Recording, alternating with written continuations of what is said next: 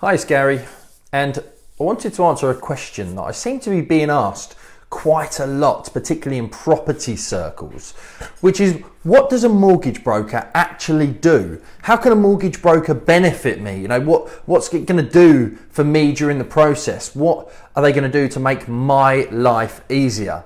As a professional mortgage broker since 2003, I thought it would be an idea to share the differences between mortgage brokers, give you a little bit of an idea around how mortgage brokers can help you and what we actually do. Because there seems to be a big misunderstanding, because as a broker, we do everything. From the point where you decide you potentially are looking to buy, right the way through until the point where you collect your keys and beyond, we are going to manage the whole process. So fundamentally, what a broker is there to do is all the legwork for you.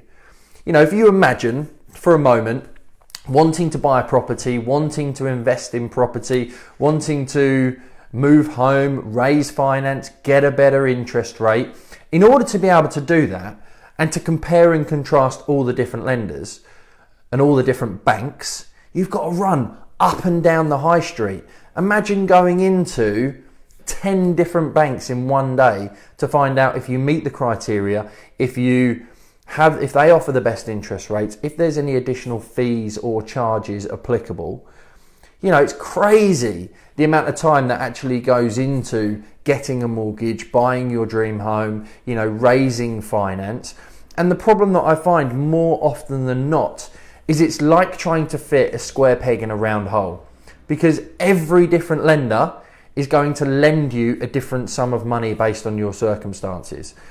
Every single lender is going to look at sole traders differently to limited companies. Some are going to want to see salary and dividends. Some are going to want to see salary and net profit. Others will take into account overtime. Some won't. Some will include your pension costs and your share prices on your pay slips. There is no two lenders that offer exactly the same thing.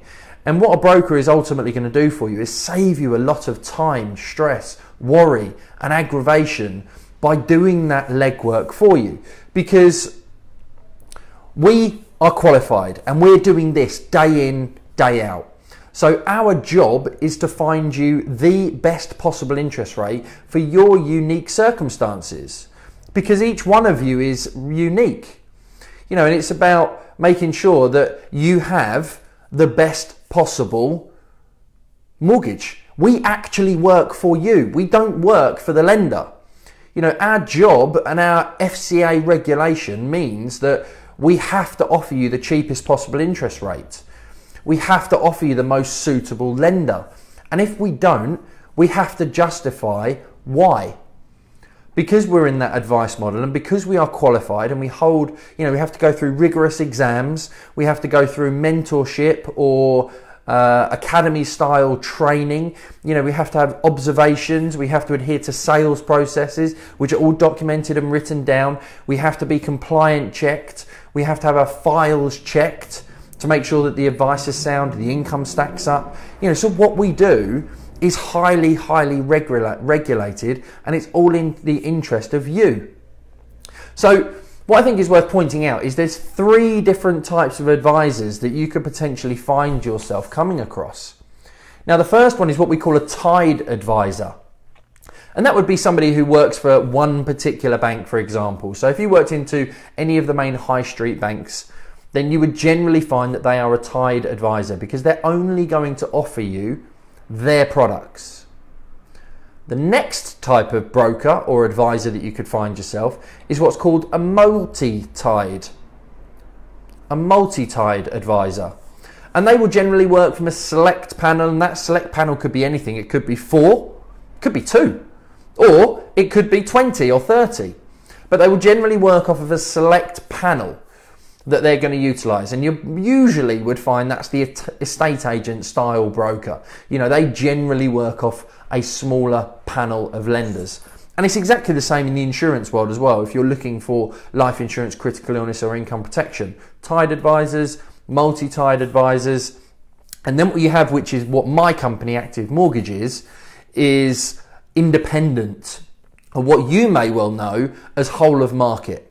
It's a term that technically doesn't exist anymore, but that's a whole different conversation. But independent means that you can apply to any lender, you can access any deal that's available to you, because some lenders don't only offer direct deals. So being whole of market means that we can potentially go anywhere where there is a deal available. And one of the major advantages as a broker is the fact that we do get exclusive deals. In working for you, we are going to get deals that you wouldn't necessarily find yourself. We're going to get deals that wouldn't necessarily be available on the high street. We actually get access to criteria, that isn't readily available from high street lenders if you were to go searching around for it yourself. Now, you might be thinking to yourself, well, why would banks do this? Why would a bank or a mortgage lender offer something better through a broker service than they would if you went direct? Now, the reason for that is because 71% of the UK, according to Legal and General, are using brokers. So we supply a huge amount of the mortgage market. And actually, if you look at a couple of the high street banks, they've closed a huge number of their branches, because in having the branches in-house, you need to have advisors, you need to have managers, you need to have administrators. You've then got to have compliance teams, and this all comes at a huge cost. And actually, the money that gets earned from a mortgage isn't that much in the short term. So what that means is the banks are getting rid of all their advisors. Even some estate agency branches are closing and getting rid of some of their advisors. And it's because it's cheaper to pay a broker to do the work for them. They'll make more money because banks, all they're interested in realistically is the money that they can make. And it's more profitable to be able to have introducers, i.e. the mortgage brokerage, the mortgage advisor, working within the tide, the multi-tide, or the independent side of things, supplying them with their clients. And then what happens, because acquiring clients is the most expensive, is as soon as we place you with a particular lender, usually we will find that they try and take you at every opportunity. They want your home insurance renewal date. They want to know when you took out your car insurance. They'll want to contact you before your deal comes to an end if you've gone on a specific interest rate for a period of time. And that's where really it's down to the mortgage broker. And what we do is we are highly proactive. We view relationships, or we build relationships with our clients, and we view what we have with our clients as a relationship, because we are here to save you time, we are here to save you money, we are here to save you stress, and we're here to work for you and do all of that work for you, not for the lender, so that you end up with the best possible product. So what I did was thought about 5 things that you can expect from your broker, and why you should be using a broker, and how a broker is ultimately going to help you. And those 5 things are, number 1, we've got a duty of care, as I've mentioned. We've got a duty of care to offer you the best possible interest rate in the market. And that is going to be tailored advice to your circumstances, because you are different to the person next to you. What you're going to need is completely different to everybody else. And what Dave, whoever Dave is, sorry Daves, down the pub tells you is right for them isn't necessarily right for you. And that's what the advantage of a broker is going to do. We're going to compare the whole market. We've got that duty of care. We can give you tailored advice specific to your circumstances to make sure that you end up with the cheapest mortgage, the lowest cost mortgage, the most suitable mortgage, taking into account absolutely everything. Number 2 is all about the fact that we are qualified. And the qualification doesn't just stop there, because even though I got qualified in 2003, I have to do annual tests. I have to do continual professional development, which in our industry is CPD. Maybe you have to do something similar in yours. But we have to do a certain number of hours every single week. That's about 45 minutes a week it works out, because we have to do a yearly amount of hours on continual professional development. And that's ringing lenders, understanding criteria, attending events, improving product knowledge. In order for me to hold my qualification on an annual basis, I generally have to do, on top of my CPD, about an additional 16 hours worth of reading and testing every year to maintain my competency, status. And it's the same for any mortgage advisor, any professional who is in a qualified and regulated environment. Now, that's also another point, is there is a regulated environment and a non-regulated environment. If you're buying a home to live in, or you're looking to get a mortgage on a property which perhaps you are refinancing a property that you used to live in, which is now a buy-to-let, that is classified as a regulated mortgage, and therefore there is more regulation around it, and we have to check affordability and we have to do more due diligence for you. But as a investment type product, or something that's commercial, or something that's development finance, or potentially some HMO style mortgages, things like that, where it's purely for investment, purely for business, then they can come under a regulated environment, which means you don't actually have to have any qualifications to do it. Now, as a qualified advisor, we can do absolutely everything. But there are advisors out there who don't necessarily have the same qualifications and examinations that qualified advisors do. So that might be something you wish to check around, are they regulated? Are they non-regulated? Are they working in an environment where they're in non-regulated, they don't have qualifications, or are they in non-regulated and have qualifications? Because that's going to benefit you, and generally, I was going to say it means that they'll be more conscientious. It doesn't necessarily mean they'll be more conscientious. It means that they would usually adhere to the same guidelines for regulated and unregulated business, which is in your protection. Number 3 is industry knowledge and cost comparisons. Using a broker, you're paying for that industry knowledge. You are going to get the benefit of somebody who does this day in, day out, understands the market, knows the lender's criteria, is able to compare and contrast one lender to the next, one interest rate to the next, look at what is going to be the most cost-effective mortgage for you and your circumstances, and saving you that aggravation in having to do that. Number 4, let me do that again. Number 4 is all about you. It's about looking at your circumstances and where you are at currently versus where you want to get to. And that not only takes on the mortgage, but it also takes on recommending things like life insurance, critical illness, income protection, home insurance, making sure that your property, your children, and your financial circumstances are taken care of in the future by arranging a will. It could be looking at pensions and investments, or at least putting you in touch with somebody who has those qualifications, because they're different to mortgage qualifications.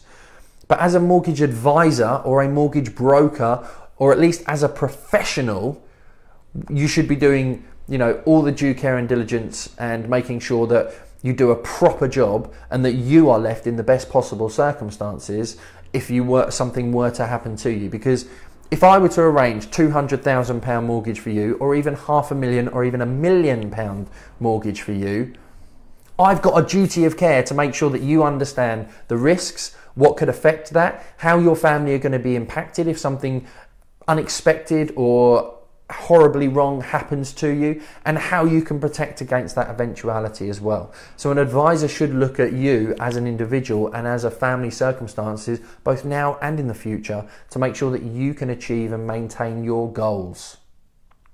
And number 5, finally, is the value of the advice. You're going to get advice, and it's all around the lender, the term, the criteria, your unique circumstances, and making sure that you end up with that best mortgage. The value of that broker is absolutely immense. And there are people who are starting out in the industry right the way through to 16 years experience plus, like myself. And that's one of the things that I'm a massive fan of within my Mortgage Pro Academy, Mortgage Pro group, and also as a Mortgage Pro coach, is improving the level of advice in the industry, because you only get better by keep doing more mortgages. But when you're starting out, there are so many different things and so many different elements to take into account, from employed, self-employed, contractor, to buying, moving, investing, bridging, developments, as well as looking at the ways in which income is earned, what expenditure is there, what the type of strategy is, whether it's buy-to-let, HMO. There's so many things to take into account, and I would like to help brokers to improve that so that they value themselves to give that valued advice. Now, how does a mortgage broker get paid? What does a mortgage broker actually do? Well, we can't do any of this for free. The amount that we actually receive has decreased since I joined the industry in 2003, which is absolutely insane because due to the amount of work that's involved, the actual amount of work that we do has gone up. So we're doing more work on a daily, weekly, monthly basis, but we're getting paid less than when I joined this industry. Now, we would generally receive something like 0.35 to 1.5% of the mortgage from the lender. Generally the lower is for your residential, the higher is for your commercial development finance type deals. Now, what that enables us to do is we don't get that right until the end of the process, even after the point where you've collected the keys, moved in or completed on the property. So that fee that we get paid by the lender is actually a fee that would have gone to their administration staff, would have gone to the compliance team, would have gone to the office and the lighting and the heat and everything else. But actually, they pay it to us. So the fee that a broker charges to you is actually the fee that a broker charges to you is made cheaper because of the amount that we get right at the very end. So what that means is there is a lot of work in finding you a mortgage.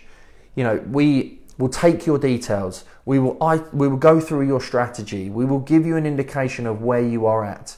You will go away knowing that a mortgage is going to be possible for you. We then have to go through your bank statements with a fine-tooth comb, review your credit reports, and make sure that that's all documented down. We will look at your ID. We have to do sanctions checks. We have to do money laundering checks. We might have to liaise with your accountant. We might need to speak to the person who's gifting a deposit to you, and then we have to fully complete a fact find and a budget planner to make sure that 1, we can give you the best advice possible, 2, that the mortgage is going to be affordable, and 3, that we can take all that information and then research the mortgage. Now, yes, there are more common circumstances that you can do like that. In a click of a finger, you know who you're going to go to, you know which lenders it fits. But then there's some unique circumstances. No 2 mortgages are the same. No 2 pay slips are the same. No 2 company accounts are the same. No 2 clients, no 2 of you are exactly the same. And there is a lot of research that goes in before we even provide you with a quotation to make sure that you get the best possible deal. And once we've provided that quotation, we then have to key all of your information to the mortgage lender, duplicating everything that we've already done to get your agreement in principle, decision in principle, to complete the credit check. And then in completing that credit check, you go and find your house, and I hope that's the way that you do it. You've then got your decision in principle certificate that is going to enable you to then put the offer in with the estate agent or through the vendor or with the property. And then we're going to submit all further information to the lender to make sure that the application submitted, the valuation gets instructed. We have to attach all the documentation that we've already reviewed for the mortgage lender's underwriter to review that information and make sure that what we've submitted is actually correct. And then we're going to keep you updated, and we're going to chase the lender, and we're going to speak to the solicitor, and we're going to hold your hand through it, and we're going to put our arm around you. We're going to make sure that you feel stress-free. There is so much work that goes into this, and it's really important that people start to value what is being done for you and the time that goes into it. So yes, a broker may charge you a fee, but it's only for the huge amount of work that they're ultimately going to do. And that fee is made cheaper by the fact that we get something right at the very end from the mortgage lender, which we only get if you complete on the property. If a mortgage broker doesn't charge you a fee and you decide to pull out before you collect those keys or before you exchange on it, they get nothing. And I'm sorry, but that's not a way that in which I'm willing to work and do 15, 16 hours worth of work for absolutely nothing. And I'm sure you'll agree, you wouldn't want to go to work on a Monday and go to work on a Tuesday and not get paid. Exactly. So I hope that's been useful for you. What does a Bennett broker actually do for you? They make your life easy. They take away all the stress. They take away all the pain. They will find you the best possible deal. They will make it so much easier for you to get your mortgage, and they will maintain that relationship with you for the absolute long term, ensuring that you're always on the best interest rate, that they're always there to answer your future financial questions, that they're there to make sure that your goals, your aspirations, your dreams, your children's lives, your family lives, your partner's lives are protected, and that everything that you want to happen financially in relation to your property, in relation to your circumstances, is met and stuck to. So I hope that's been useful for you. I'd love to know your feedback in terms of what a broker does for you. So feel free to hit me with a comment and let me know. But I did actually see, right at the very beginning, Graham actually put on here, using a broker isn't expensive, it's priceless, and can often be the difference between obtaining a mortgage or net. Graham, I 100% agree. I'm not sure if you're still with me, my friend, but exactly that. Using a broker isn't expensive when you look at it in the scheme of things, particularly when you're looking at really hardcore investment strategies. You know, the broker then is absolutely worth their weight in gold. So I hope that's been useful for you. If any of you guys have any questions about what a broker is going to do for you, as I said, 71% of people still use brokers and would use brokers again. That is following a recent Legal and General survey. So if you're not using a broker, you could actually end up by getting a better deal, or you could actually end up getting a better deal if you did use a broker. So as I say, if you need any help, Active Mortgage is my company. I'm here to help you. Have a great evening, and I'll see you soon.